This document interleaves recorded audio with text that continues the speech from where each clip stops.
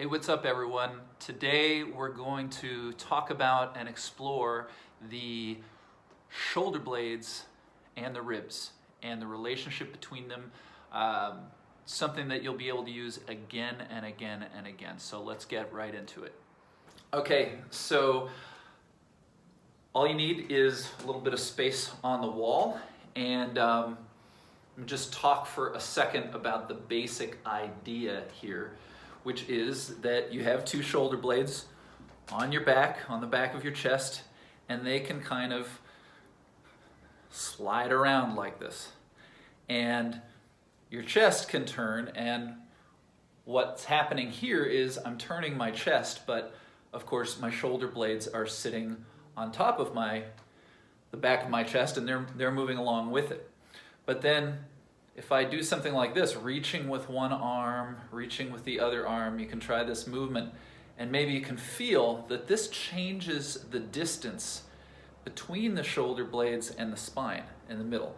In other words, if this is the back of your rib cage, your shoulder blades are on there, but there's not a bony attachment. They can slide around. And you may have known that already. You may already make use of this idea in your movement practice. But a really valuable thing to understand also is if somehow the shoulder blade was fixed, the ribs can move in front of the shoulder blade, just like the shoulder blade can move over the ribs. Okay, let's quickly do that again here with Bob the skeleton. So I'm going to turn him around, and very simply, you can see that the shoulder blade can move over the back of the ribs. It can come towards the spine, it can come away. And I'll show this, I'll talk about this more, but there's also a way that the top and the bottom of the shoulder blade can move in opposite directions. There's sort of a spinning here. But what you also want to see of us, I sort of hold the shoulder blade in place, and I come over and I get a hold of his spine. I can move his spine towards and away from the shoulder blade. So shoulder blade can move relative, or the shoulder blade can be fixed and the ribs can move relative to the shoulder blade. And in some particular movements, I just taught a whole class series on Trikonasana, and so this is a good example. Sometimes there's a kind of a relative movement where you're doing something in your spine and your chest, and you're also doing something with your arms. So you could be turning, but also changing the distance between your shoulder blades and your spine as you go. So anyways, what I want to show you is a way that you can just kind of play around. It's not going to be some highly specific thing that you're going to worry if you're getting it right or not. Nothing like that. But what you can do is put one hand on the wall, and I'm going to keep talking, and I have to turn my back to you a little bit just because my setup is not that complicated at this point, but you should be able to hear me. I'm wearing a microphone. So if I come to the wall, I'm just going to start by putting my hand on the wall. Now, if you were on all fours on the floor, what this does is it more or less fixes the shoulder blade in space. Now, that's true if I keep my arm relatively straight. So if I just think of this arm as being in the position on the wall, but otherwise it's not going to go anywhere. And then I'm going to try to move the rest of my body in relation to the arm while keeping this line in the arm. Now, I can pretend to do that a little bit here in standing, but without any particular support here, it's a little difficult. So it's easier to work at the wall. And another thing I'll suggest you do in the beginning is you use your other hand, reach under, and you can actually grab your shoulder blade in different ways. You can reach from the armpit here, and you'll be able to feel the edge of your shoulder blade, or you can reach over the top and feel the top point.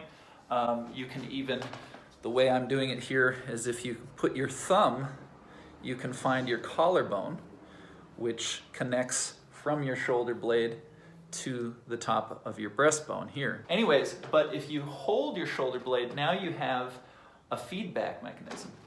And now you've got your arm on the wall, you're going to keep it straight, and what you're going to do is you're just going to turn a tiny amount towards and away from your arm. You can do wild and crazy movements later, but if you start small, you're going to feel more of the detail. So that's really crucial. So here I go, just very simple, turning towards and away from my arm.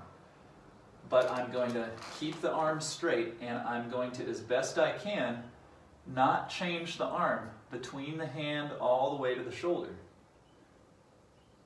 And so there's a change happening in my shoulder joint right now. And if I turn, for example, if I turn away, I can think about I'm taking my spine towards that shoulder blade. So maybe try that movement a few times. Turn away from the arm and think of the back of yourself. Your chest in front is moving away from the arm, but your spine and back is moving towards the arm. And then you can turn a little towards the arm with your chest, and you can think about how you're widening the space between your shoulder blade and your chest in the back. Okay, so that's just one simple movement of rotation. And you can't see my feet right now, but I was keeping them planted for that. But what you can do next with this, if you like, and again, you could get wild and crazy, but I suggest you make the movements very small. But I'm going to do basically the same thing you just saw, but I'm going to involve my feet. You won't see the feet, but I'll tell you what I'm doing. So in this case, I'm working with my left arm on the wall, and I've got my right hand.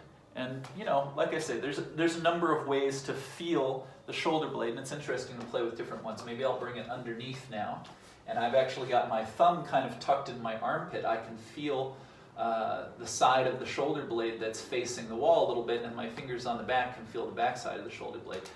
And so now I'm going to turn towards the arm, but I'm going to do so. I have my 2 feet parallel to each other, but now I'm stepping with my right foot, and I'm actually stepping my foot under the arm.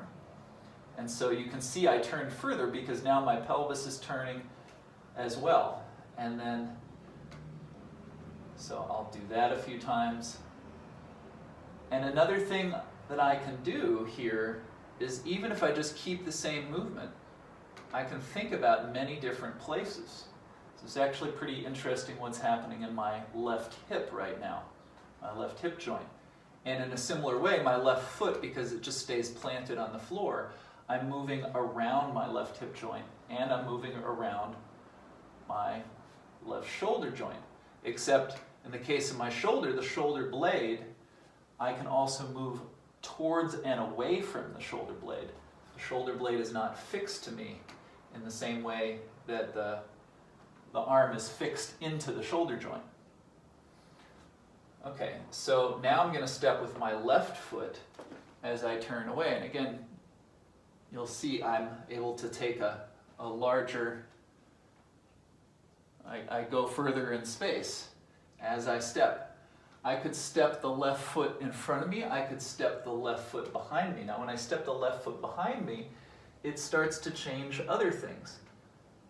And I can actually feel now that it's not quite true to say that my shoulder blade isn't going anywhere, but let's just put it this way. I can feel the change in the direction of my shoulder blade. I can feel what's going on at the bottom of my shoulder blade and at the top of my shoulder blade. There's a way that they can move the top and the bottom of the shoulder blade. The shoulder blade's more or less the shape of a triangle, and it can move like this on your back. So as I step forward with my left foot, maybe I could look to the ceiling. And as I step my left foot behind, I might look underneath the arm. But just notice that everything I'm doing, the basic position of the arm hasn't changed. So rather than swinging my arm around, which we're all used to doing, I'm moving everything else in relation to my arm. So now let me step forward and back with my right foot. Let's see where I will end up wanting to go. Okay, so I step forward with my right foot, it takes me down, and now I'm finding, and I'm not telling you this is correct, I'm just finding what I want to do is I'm also actually bending the left knee a little bit. And so now you can see that my shoulder is actually lowering towards the floor. And that means that I am beginning to change the position of my arm as well, but it's limited. It's limited, and I can still feel there's this relative movement. Now, There's a lot of little movements like this. I really suggest beginning with the basics, turning towards and away, taking one step and returning, being a little methodical in the beginning. But let's say you've done that for a while, and now you just kind of want to explore what's possible. First of all, let me just point out, you won't see it, but just if I stand here right now, the way that my left arm is hanging down off my back is so different than the way my right arm is hanging right now. So when you do this, of course, you can do one side and the other. It's often a really great idea to stick with one side long enough that you feel this kind of intense difference between the two sides, because that's actually going to clarify things for you more rather than just rushing to let me even it all out left and right. Okay, but so let's just call this a game now. I call this game super glue usually. It's as if I had super glued my hand to the wall, and at least in the beginning I am going to tell myself that the elbow can't bend, just because actually the constraint will allow me to do a little more. And you can see here I do have my hand free in space, but I'm acting as if my hand is on the wall. And you can see my hand's moving a little. It's not perfect, but this is another way to practice just moving around a kind of an imaginary fixed point. But it's easier to do with the wall because the wall is totally stable. And so now I'm just going to sort of see all the different ways that I can move in relation to my hand. So let's try it out. I imagine, yeah, I went out of the frame, didn't I? My head was way down by the floor, but you can see my hand is always there. And I can do all kinds of things. If I want to, I can start picking up my leg or who knows what. This is also pretty interesting for my wrist here as well, because I'm moving my arm now, but I'm discovering different things going on in my wrist. So anyways, you get the idea. I hope that you play with this a bit. You can always do, just kind of really slow and gentle shoulder circles kind of thing, and keep your chest more or less in one place.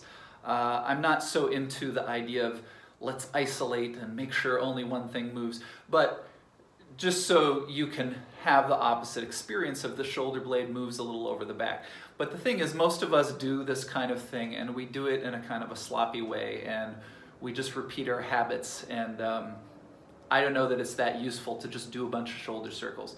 But in conjunction with working at the wall and doing circles around your shoulder, other shapes around your shoulder, you might make some cool discoveries. You can do this also if you had a chair. You could be leaning down with your hand on the seat of the chair, and you could be moving around. There's all kinds of situations you could set up for yourself. You could be sitting in a chair in front of the wall like this, and you'd have the support of the chair. You could put one foot up on the chair, the other foot up. You could just go on and on with this and just give yourself all kinds of information about that little space between the front of your shoulder blades and the back of your rib joints. Get to know this place in your anatomy. It's going to unlock all kinds of magic for you. I hope this was helpful to you, and if you enjoyed it, please subscribe to the channel, like the video, leave me a question or comment. I will definitely respond to you, and check out the different programs that I've got coming up. In the caption, you're going to see some live classes that are starting up soon. I got a couple of workshops. If you're seeing this video much later on, I'm still going to keep material always under these videos to let you know how you can be in touch with me. I'm at movewithseth.com. You can find me elsewhere. But anyways, thanks for watching. Take care.